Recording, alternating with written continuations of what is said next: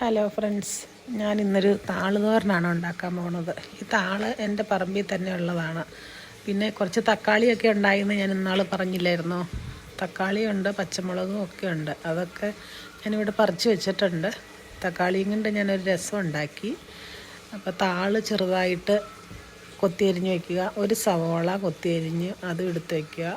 അതിനുശേഷം ഒരു പാൻ അടുപ്പത്ത് വെച്ച് നമ്മൾ കടുക് വറുത്ത് ഈ കൊത്തിയരിഞ്ഞ സാധനങ്ങൾ, തേങ്ങ ലാസ്റ്റാട്ടോ ചേർക്കാവുള്ളൂ, എല്ലാം അതിലേക്ക് ഇടണം.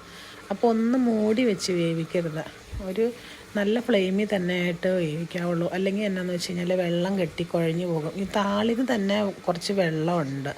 അപ്പോൾ അത് മൂടി വേവിക്കുമ്പോൾ ചെയ്യുമ്പോൾ അത് ശരിക്കും കുഴഞ്ഞു പോകും.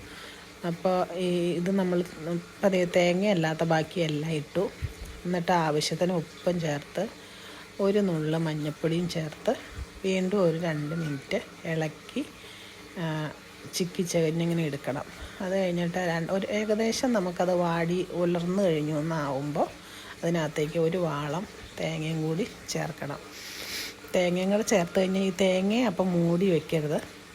അതൊരു 2 മിനിറ്റോളം ഇളക്കി ഇത് കഴിഞ്ഞിട്ട് നമ്മുടെ തോരൻ റെഡിയായി.